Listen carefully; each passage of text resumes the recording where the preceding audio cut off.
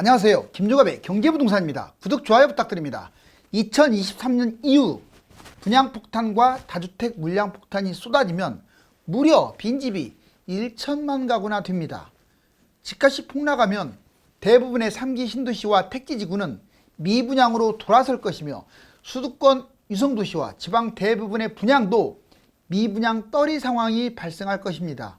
이는 이미 10년 전 2기 신도시와 택지지구 약 40곳 이상의 분양 물량 중에서 80%가 미분양이 나왔다는 점을 알 수 있습니다. 집값 폭락과 훌륭한 입지의 미분양이 쏟아질 것으로 판단하니까 때를 기다려야 합니다. 유료 상담은 0103-999-8808 전화 주십시오. 자, 빈집 1천만, 매물 홍수, 3기 신도시 30만 가구 정도가 미분양 폭탄이 나올 것이다 예상을 합니다. 지금 이렇게 말하는 사람 아무도 없어요. 여러분들 2기 신도시 있죠. 택지지구 약 한 40군데 넘어요. 신도시만 생각하면 안 돼요. 신도시보다 약간 작은 택지지구도 엄청 많아요. 걔들 거의 미분양이었잖아요. 여러분들 위례신도시 아시죠? 거기 상당히 좋은 곳이잖아요. 거기도 대형 평형이 미분양 난 거 아세요? 걔가 미분양 날 정도면 웬만한 곳은 다 미분양이었다는 거예요. 여기 보시면 자, 아파트가 있는데 줄 서 있는 사람도 없네. 혼자네요. 띄엄띄엄 결국 미분양의 시작입니다. 자, 이거 한번 볼까요? 2기 신도시 택지지구가 약 한 40곳 정도 되는데 이 40곳 중에서 80%가 미분양이 났어요. 그러니까 대부분이 미분양이 났다는 거예요. 뭐 하나도 그 분양이 안 됐다는 게 아니라 분양됐지만 이제 완판이 되지 않고 거의 웬만한 택지지구들이 미분양을 쏟아냈다. 자, 물량을 볼게요. 일단 뉴스에서 숫자 나온 것 중심으로 해서 판단해 보겠습니다. 여기 검단 최근 거예요. 5만 호 미분양이었어요. 5만 호. 평택 4.5만 호 미분양입니다. 지금은 뭐 미분양커녕 엄청 집값 뛰었죠. 양주 2.3만 호입니다. 파주 3만 호 정도의 미분양. 그냥 거의 다 미분양이라고 보시면 돼요. 김포 2만 호, 김포 한강신도시 플러스. 자, 기타 청라신도시, 동탄신도시, 삼송택지, 오산세교, 별내택지. 여기도 미분양들이 많이 나왔어요. 그런데 얘들만 미분양이 아니라 지금 뭐라고 했습니까? 40곳이 있다면 거의 35곳은 미분양이다 이렇게 보시면 돼요. 정말 심각했죠. 왜 이런 일이 벌어지냐면 2010년부터 2014년까지 집값이 폭락을 했습니다. 그때 얘들이 거의 10년 이상에 걸쳐서 2기 신도시가 분양을 한 거거든요. 당연히 미분양이 나오겠죠. 자, 3기 신도시와 전국 미분양 예상 분석을 한번 해볼게요. 미분양은 집값 하락 신호이기도 하지만 집값이 폭락함으로써 미분양이 터지는 거예요. 자, 3기 신도시 포함해서 전국의 미분양. 먼저 미분양 비율을 한번 제가 예측을 해봤더니 3기 신도시하고 택지지구가 몇 군데인 줄 아세요? 거의 60군데, 50군데가 넘어요. 아까 2기 신도시는 한 40군데 됐는데 지금 여러분들 그거 한번 계속 세보세요. 50군데 넘습니다. 약 60%는 미분양이다 이렇게 보시면 될 것 같아요. 당장 작년하고 올해는 사전청약은 미분양이 안 났고 경쟁률도 높았죠. 그런데 이제 집값이 이제 떨어지기 시작했잖아요. 이제 올 여름 지나서 가을 겨울 내년까지 봐보세요. 아니야, 볼 것도 없이 미분양 막 쏟아질 겁니다. 집값 떨어지는데 그런 걸 왜 잡겠어요? 자, 경기도 인천 주로 이제 재개발 재건축이 많겠지만 지금은 좋죠. 당첨되는 게 더 낫죠. 집값이 아직은 많이 안 떨어졌으니까. 집값 30% 이상 떨어져 보세요. 그러면 경기도 인천의 재개발은 신도시보다 더 입지가 안 좋기 때문에 70% 이상이 미분양이 나올 수 있고요. 그래서 재개발 재건축들이 분양을 늦추는 거예요. 그 다음에 서울시는 그나마 30% 정도 미분양 나올 가능성이 커요.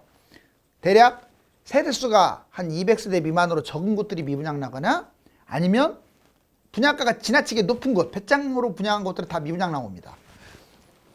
서울시 감안해서도 미분양 분량이 퍼센트가 높죠. 광역시 지방은 80%라고 보시면 돼요. 그냥 미분양입니다. 이건 볼 것도 없이.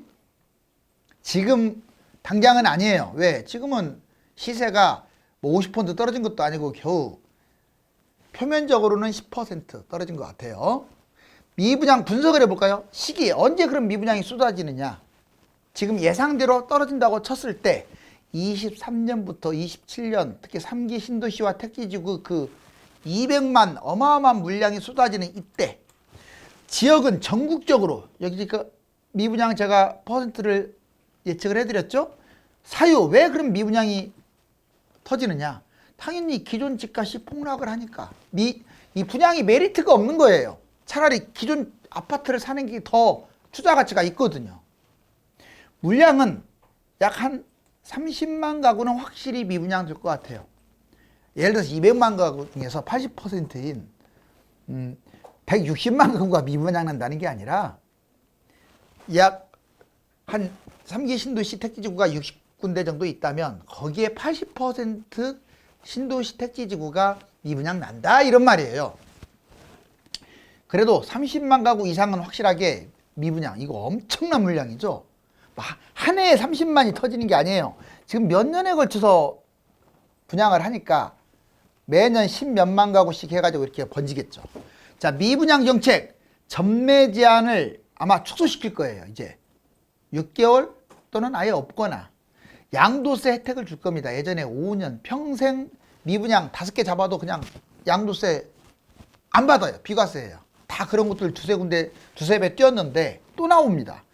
계약금 10%로 매입할 수 있어요. 뭐 세대주, 세대원이 어디 있어요? 뭐 거주 제한은 기본으로 없고 그냥 아예 그냥 계약금 10%면 90% 대출 해주겠다는 얘기 아닙니까?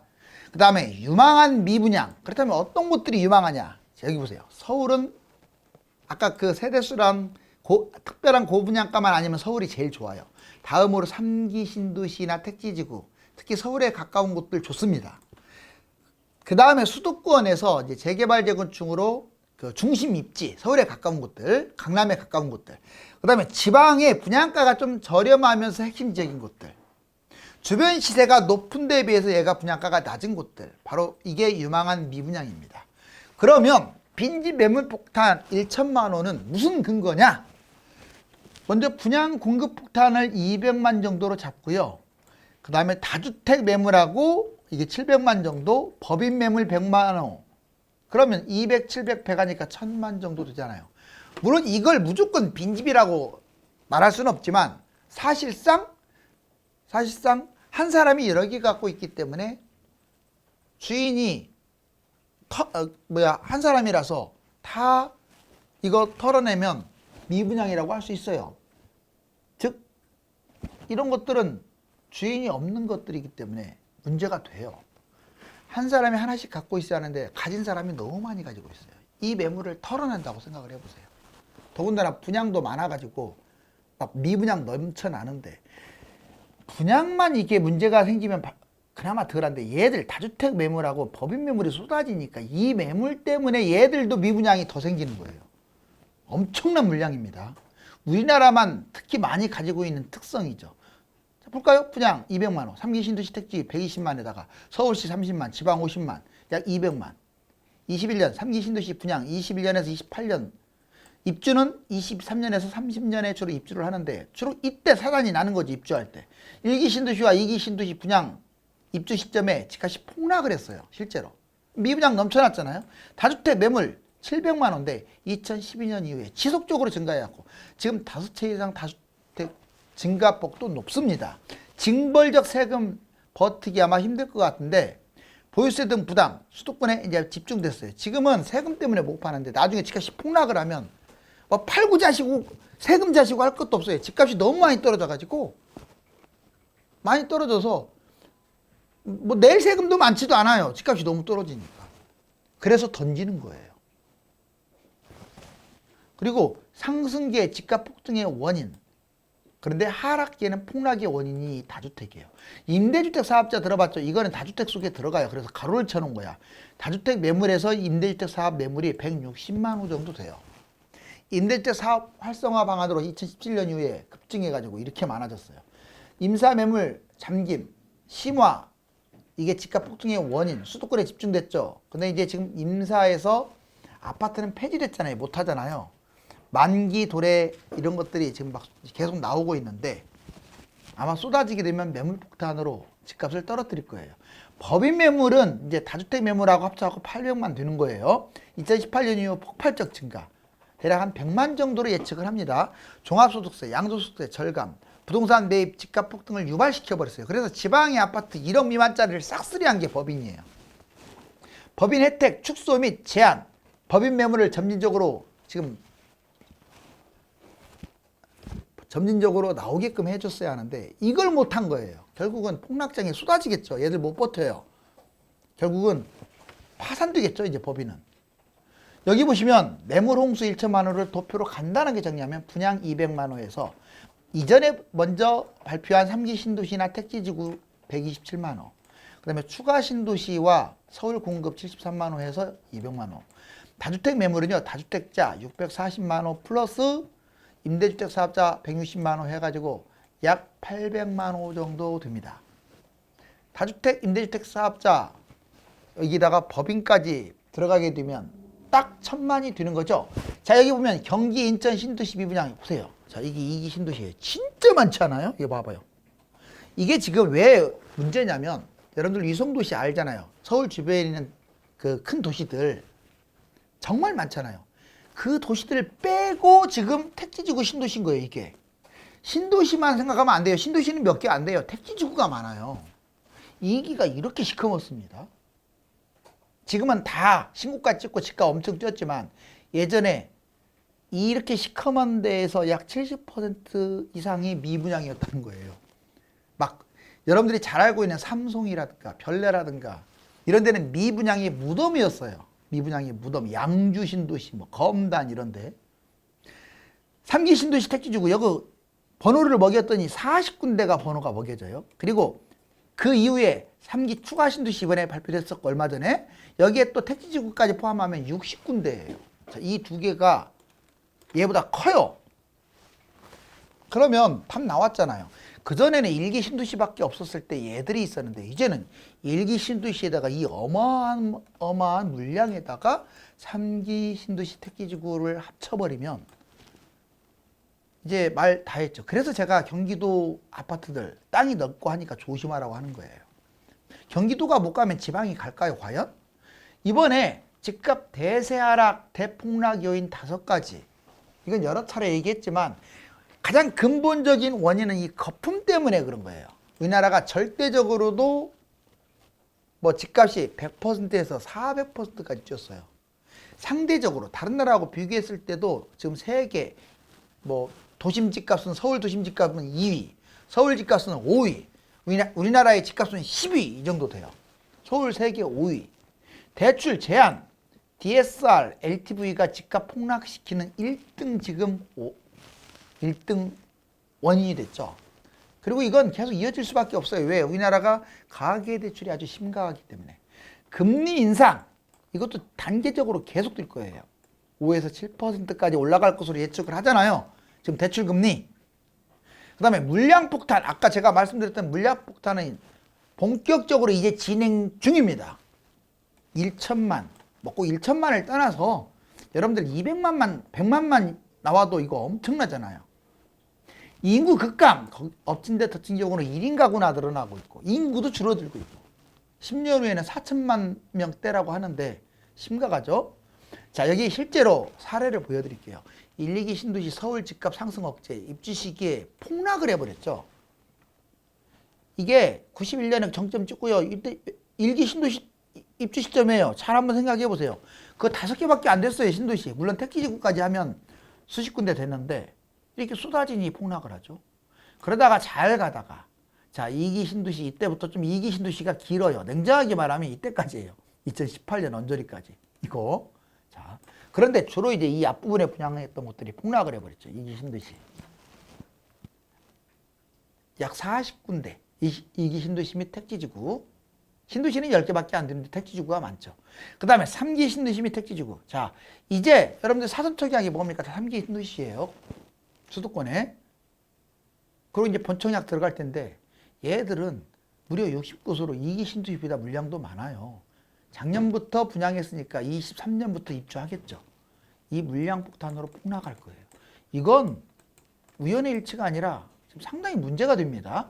자, 실질적으로 예전에 고점 찍고 2006 고점 찍고 쭉 어떻습니까? 집값이 떨어지고 있어요. 서울 집값이 계속 지금 추락하는데 2013년이 바닥이었죠. 2000 주로 10년부터 13년까지 바닥인데, 자, 집값이 떨어지니까 어때? 이게 미분양 증가예요. 잘 보시면 2010년부터 2000 여기 떨어질 때까지만 보면 한 14년까지 어떻습니까? 일치하죠. 미분양이 이렇게 늘어났어요. 서울 미분양이. 서울이 미분양이 없을 것 같은데 이렇게 많잖아요. 경기도 미분양은요, 상상 초월이겠죠. 신도시 택지지구 때문에. 서울이 이 정도로 많을 정도면. 일치하죠. 집값 폭락장하고 미분양이. 자, 분양 물량과 입주 물량. 여러분들, 자, 입주 물량, 분양 물량. 우선 이 점 그래프 선 보세요. 흑근선 그래프를 보면 계속 지금 입주 물량 뭐 줄어든다고 하지만 22년 지나고 나서는 이제 이 분양 물량 계속 3기 신도시 때문에 이렇게 늘어난 거고요. 그 다음에 막대 그래프인 입주 물량도 늘어나고 있어요. 좀 22년까지 줄어든 듯 하다가 늘어나죠. 왜? 3기 신도시 택지지구 때문에 늘어나는 거예요. 결국은 이 물량도 뭐 공급 부족하니까 지금 집값 올라갈 것이다. 그런 소리 하지 말라고 하세요. 다주택자 수가 얼마나 많은지 이거 근거 자료를 보여드릴게요. 이게 다주택자 수예요. 210만 명이에요. 이 사람들이 갖고 있는 게 아까 제가 뭐라고 했어요? 약 650, 약 700만 채를 갖고 있어요. 이 사람들이. 210만, 약 220만 명이 700만. 여기에 임대주택 사업이 들어가는데 임대주택 사업자가 한 150만 갖고 있고, 자, 아무튼 700만. 그러면 나머지 100만은 누가 갖고 있냐? 800만이니까. 법인. 그럼 나머지 200만은 뭐냐? 분양. 그래서 1000만인 거예요. 자, 일본과 한국 빈집 추이를 한번 볼까요? 2010년에서 2013년. 지금 일본은 2020년 전후로 해서 20% 정도가 미분양입니다. 대략 5집 가운데 하나는 빈집이에요. 빈집. 미분양이라는 빈집. 서울이 됐던 아니면 지방이 됐던. 일본도 그래요. 근데 우리나라도 심각해요. 2019년 151만, 지금 현재는 200만 정도 돼요. 여러분들 200만의 빈집이 이미 있어요. 여기에 이제 앞으로 쏟아질 것들을 생각해 보세요. 빈집. 그리고 집값도 10년부터 13년까지 이렇게 엄청나게 폭락을 하잖아요. 1인 가구, 문제는 1인 가구가 많다는 거예요. 여기 보시면 21년 지금 행정안전부 자료인데 40%에 육박할 정도로 지금 1인 가구가 많아요. 그쵸? 10가구 중에서 4가구가 1인 가구예요. 여러분들 가구당 평균 수가 놀라지 마세요. 3명이 안 돼요. 2명도 안 돼요. 1.7명 이거밖에 안 돼요. 정말 이 가구라는 개념이 이제 가족 같은 그런 옛날에 개념하고 좀 달라져 버렸죠. 2명도 안 되는 게 뭔 가구? 이렇게 1인 가구가 많은 건 좋은 현상이 아니에요. 1인 가구들은 상대적으로 2, 3인 가구에 비해서 경제력이 떨어집니다. 상대적으로 그렇다는 거예요. 20대나 그리고 60대 이상이 많아요. 합계 출산율을 볼까요? 0.84명이에요. 이렇게 가구 수는 늘어난다고 하지만 1인 가구나 늘어나고 있고 인구는 줄고, 아까도 보여드렸지만 지금 같으면 줄 쭉 서 있겠지만 이게 집값이 떨어짐으로써 줄 서 있는 사람이 없어요. 이 분양받는 사람, 자, 미분양, 떨이분양, 기웃거리는 한두 명밖에 안 보이네요. 인구는 줄어들고 있으며 주택 보급률도 100%를 뛰어넘은 지가 오래되는데 특정 다주택자와 법인들이 소유한 주택을 환원시키지 못하고 분양을 쏟아내다가 결국 한바탕 난리가 날 것입니다. 감사합니다.